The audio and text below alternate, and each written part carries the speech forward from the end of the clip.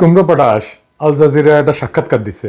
সে বলছে যে ছাত্রদের সাথে সরকারের কোনো সমস্যা নাই, তারা ছাত্রদের দাবির সাথে একমত, কিন্তু তৃতীয় পক্ষ যারা টেরোরিস্ট দুষ্কৃতিকারী তারা ছাত্রদের আন্দোলনে ঢুইকা ধ্বংসযজ্ঞ করেছে। We are not talking about the students. We are not referring to the students to be the terrorists and anarchists. It is the third party, those who intruded into this movement and started doing all this. কুমড়ো potash কি কোনো solid evidence দিছে যে তৃতীয় পক্ষ ঢুইকা এই ধ্বংসযজ্ঞ করেছে? না, দেয়নি। কুমড়ো পটাশের বন্ধু জয় ওই যে কুত্তে নিয়ে বসে থাকে, কুত্তাটা গলে সুন্দর আছে, ওই কি আর করবে? কুমড়ো পটাশ যদি বাংলাদেশে বসে থাকে তো ওর তো কুত্তে নিয়ে বসে থাকা লাগবে, তাই না? যাই হোক, সে ফেসবুকে ভিডিও দিয়ে কইছে যে পেট্রোল নিয়ে গেছে ওই পুরানোর জন্যে বিক্ষোভকারীরা, তাই এইটা ছাত্ররা না। ওর মা ডাইনি মাতারিটাও কইছে যে জামাত বিএনপি ধ্বংসযজ্ঞ চালাইছে। তো ধরা পড়লো কে? বাসে আগুন দেওয়ার ঘটনায় স্বীকারোক্তিমূলক জবানবন্দি দিছে কে? আওয়ামী লীগ।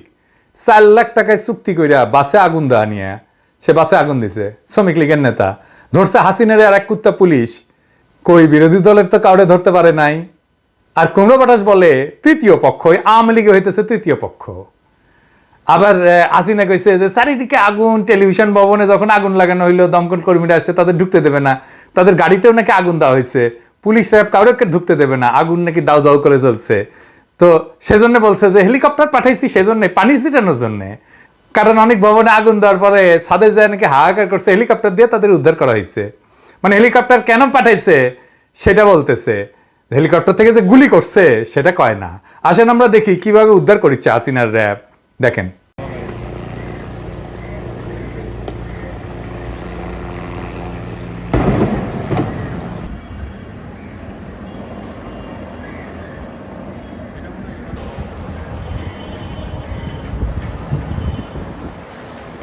দেখেন গুলি করতেছে আকাশ থেকে।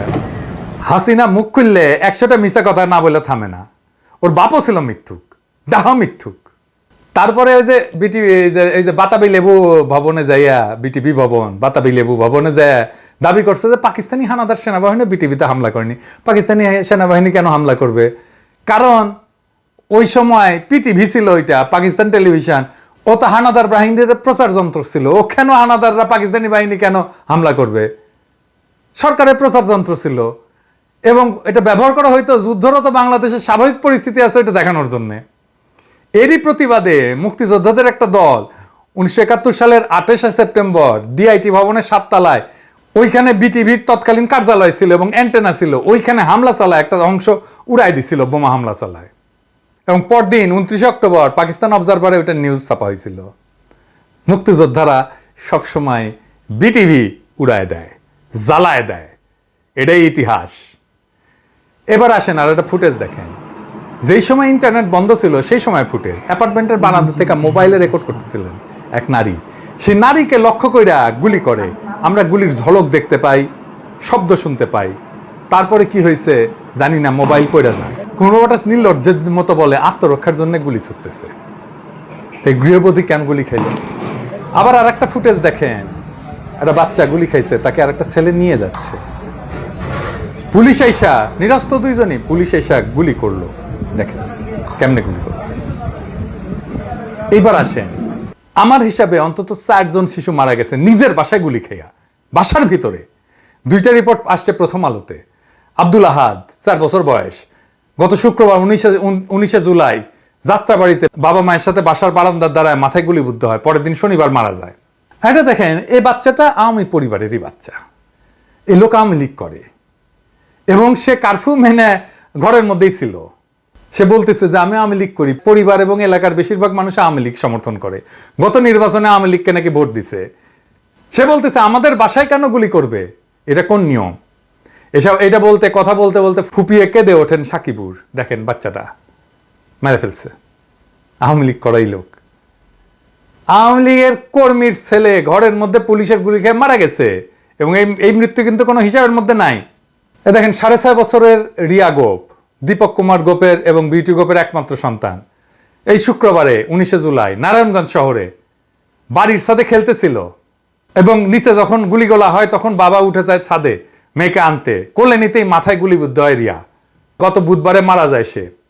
তারপরে এই যে দেখেন দুলাল মাহমুদ, কিছুই করতো না। স্ট্যান্ডার্ড চার্টার্ড ব্যাংকের একজন সিনিয়র ম্যানেজার বাসার সামনে দাঁড়াইছিল, পুলিশ কোনো উস্কানি ছাড়াই গুলি করে।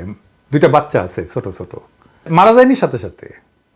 স্কয়ার হাসপাতালে নিয়ে যাওয়া হয়, বন্দুকের গুলির শট খাইছে সেজন্য ভর্তি করে না, হাসপাতাল খুলে রাখছে।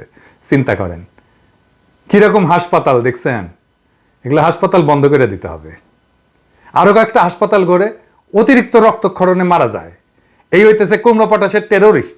কুমড়ো পটাশের কাছে শিশুও টেরোরিস্ট, স্ট্যান্ডার্ড চার্টার্ড ব্যাংকের সিনিয়র ম্যানেজারও টেরোরিস্ট। এইবার আসেন আমাদের প্রিয় সেনাবাহিনী নিয়ে কথা কই। ও না, সেনাবাহিনী, সেনাবাহিনী। এইবার কিন্তু আমাদের ছাত্র জনতা Awami League, police league, RAB league, BJP লীগকে বীরত্বের সাথে হারাই দিছে অল্প সময়ের মধ্যে। এইটা আমাদের একটা অসামান্য বিজয়।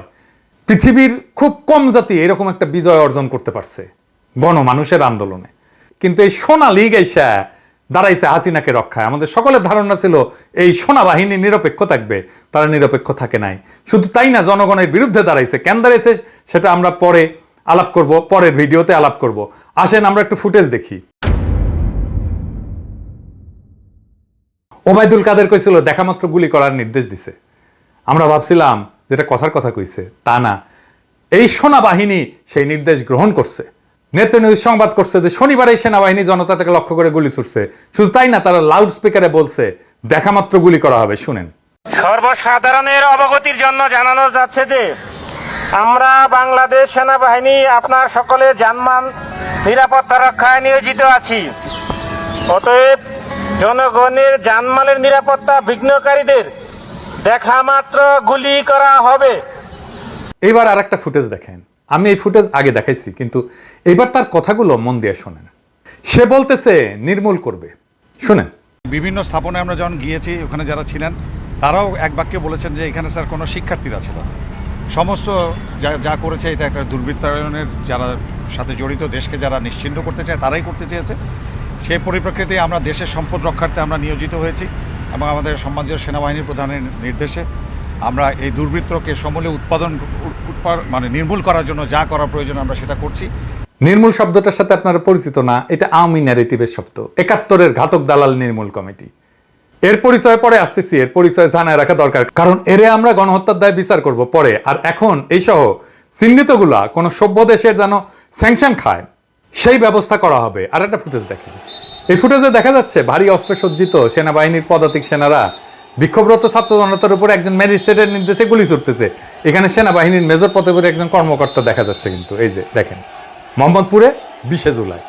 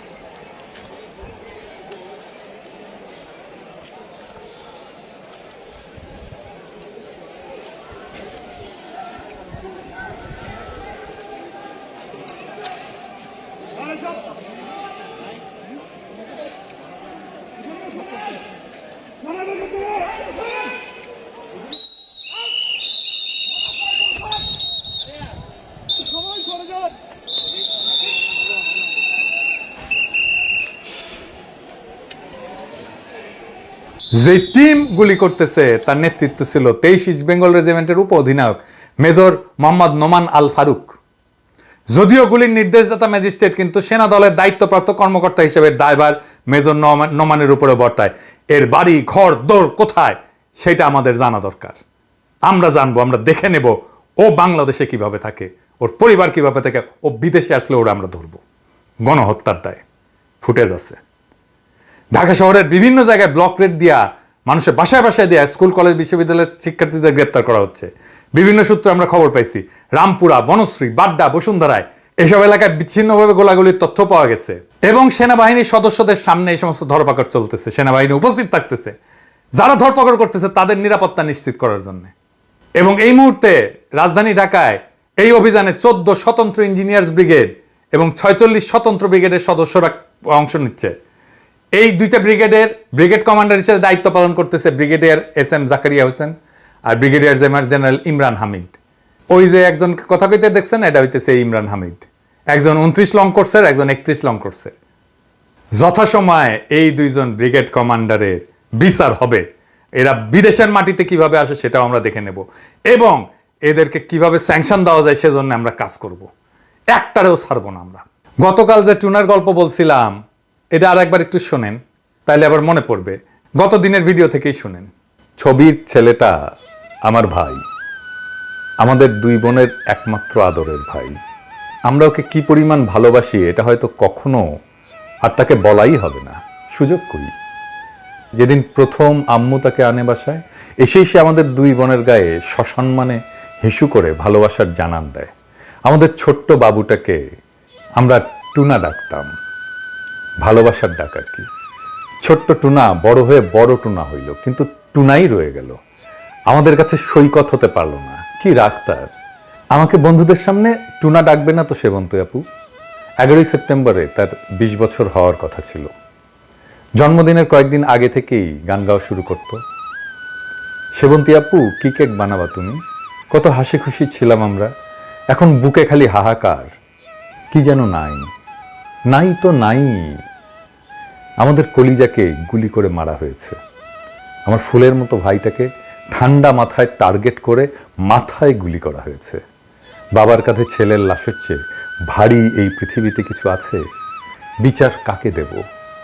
আল্লাহর কাছে দিলাম। আমার আল্লাহ কখনো কারোর সাথে অবিচার করতে পারে না। হাসরের ময়দানে বিচার করবে আমার আল্লাহ। আমি জানি না আমরা আর কখনো মন খুলে হাসতে পারবো কিনা, ওর পছন্দের কিছু খাইতে পারবো কিনা, কখনো সত্যিকারের ভালো থাকবো কিনা, কিচ্ছু জানি না। শুধু জানি আমার ছোট্ট ভাইটা নির্দোষ। সে ছোট্ট একটা বাচ্চা ছেলে যে বীরের মতো বন্ধুকে বাঁচাতে গিয়েছিল। কারণ এটাই তার পারিবারিক শিক্ষা, যে কাউকে বিপদে দেখলে সাহায্য করতে হয়। কখনো আর ভাইকে দেখতে পারবো না, জড়িয়ে ধরতে পারবো না, গালে কপালে জোর করে চুমু দিতে পারবো না, আর কখনো বলতে পারবো না টুনা কয়েল ধরায় দে, টুনা পানি দে। আমার ভাই শহীদ। শুক্রবার দিন দুপুর 3:37 আমার ভাইয়ের মাথায় গুলি করা হয়েছে। মুসলমানদের জন্য শুক্রবারের মৃত্যু হচ্ছে স্বপ্ন, আর তার উপরে মহররম মাস। জান্নাতে সবুজ পাখি হয়ে ঘুরে বেড়াচ্ছে আমার ছোট্ট বাচ্চাটা। আমরাও অপেক্ষায় আছি কবে পাখির সাথে দেখা হবে আবার। বিশেষ দ্রষ্টব্য, সবাইকে জানাতে চাই আমার ভাই শহীদ, ও নিষ্পাপ। সবাইকে জানাতে চাই সে কখনো কারো ক্ষতি করেনি। এই টুনার খুনিরে পাওয়া গেছে। কয়েক ফুট দূর থেকে হত্যার উদ্দেশ্যে সরাসরি গলায় গুলি করে খুন করা হয়েছে 19 জুলাই 2024। গুলি করছে পুলিশের সহকারী পরিদর্শক SI সাব ইন্সপেক্টর শাহরিয়ার। সে তার সহকর্মীর কাছ থেকে চাইনিজ টাইপ 56 SKS রাইফেলটা নিয়ে 15 থেকে 20 ফুট দূর থেকে সৈকতকে লক্ষ্য করে সম্পূর্ণ বিনা কারণে গুলি করে সরাসরি। এই SI শাহরিয়ার ছাত্রলীগ থেকে আসা পুলিশের কোটাধারী। দেখছেন, এই SI শাহরিয়ারের ছোড়া বুলেট সৈকতের গলা এফোর করে বেরিয়ে যায় এবং ঘটনাস্থলে প্রাণ হারায় এই তরতাজা তরুণ মাহমুদুর রহমান সৈকত। ওরা একজন জিজ্ঞেস করছে, মানে ওই শাহরিয়ারকে জিজ্ঞেস করছে একজন গোয়েন্দা সংস্থার লোক, যে কেন গুলি করলেন? বলতেছে, দেখেন নাই ছেলেটা আমাদের কাছে ডিস্টার্ব করতেছিল। এই খুনিকে চিনে রাখেন, এর পরিবার পরিজনকে শনাক্ত করতে সাহায্য করেন, আমাদেরকে জানাবেন। ওরও ভাত নাই, বাংলাদেশেও নাই, দুনিয়াতে কোথাও নাই। এইবার আসেন আমাদের এই লড়াইয়ে আর কি কি অর্জন হয়েছে সেইটা একটু আলাপ করি। আমরা কি কেউ জুলাই মাসের 10 তারিখে অনুমান করছিলাম যে হাসিনার সকল বাহিনীকে আর 1 সপ্তাহের মধ্যে লজ্জাজনক পরাজয় বরণ করতে হবে? ভাবি নাই এই তারুণ্য রুখে দাঁড়াবে এইভাবে, ভাবি নাই। বাংলাদেশের ইতিহাসে এই রকম রিভোল্ট, এই রকম বিদ্রোহ আর হয় নাই। বিপ্লব এরকমই অকস্মাৎ, যে দেশের তারুণ্য পুরোটাই শাসকের বিরুদ্ধে চলে যায়, সেই শাসকের দিন ঘনায় আসছে। আমরা দেখতে পারতেছি এই দানবকে পরাজিত করা সম্ভব। আমরা দেখতে পারতেছি হাসিনার পুলিশ, র্যাব, বিজিবি সকলকে একসাথে পরাজিত করা সম্ভব। আমরা এটা জানি। এরপরে সেনাবাহিনীকেও কিভাবে পরাজিত করতে হবে, এই দানবকে আমরা পরাজিত করবই। আজকের এপিসোডটা আর একটা গল্প নিয়ে শেষ করি, শহীদ শাকিল পারভেজকে দিয়ে শেষ করি। শাকিল পারভেজ ছিল মানারতের বিবিএর ছাত্র। তার প্রোফাইলে লেখা ছিল সে বৃষ্টি ভালোবাসতো আর নিজেকে বলতো হাসির ফেরিওয়ালা। তার সেই উজ্জ্বল হাসি, মনের শক্তি সবকিছুই যেন একটা আশ্চর্য গল্পের মতো। গুলি খেয়ে হাসপাতালে ইমার্জেন্সিতে যখন শাকিল ভিডিও করতেছে তখনও সে হাসতেছিল। কি অসাধারণ জীবনবোধ দেখেন।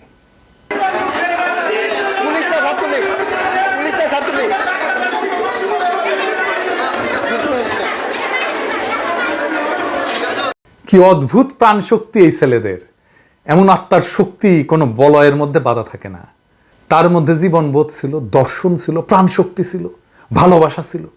এই সব কিছুই যেন বৃষ্টির ধারার মতো অবিরত ঝরছে। দেখেন তার কথাগুলো। এই রক্তাক্ত নগরীতে আবারও বৃষ্টি নামবে, যেই বৃষ্টিতে ভেজার কথা ছিল শাকিল পারভেজের, যার মুখে নিত্য হাসি লেগে থাকতো। শুধু নিজের মুখে না, গোটা দেশের মুখে হাসি ফোটাতে ব্যস্ত ছিল সে। কিন্তু আজ তার সেই প্রফুল্ল হাসি চিরতরে মুছে গেছে ঘাতকের বুলেটের আঘাতে।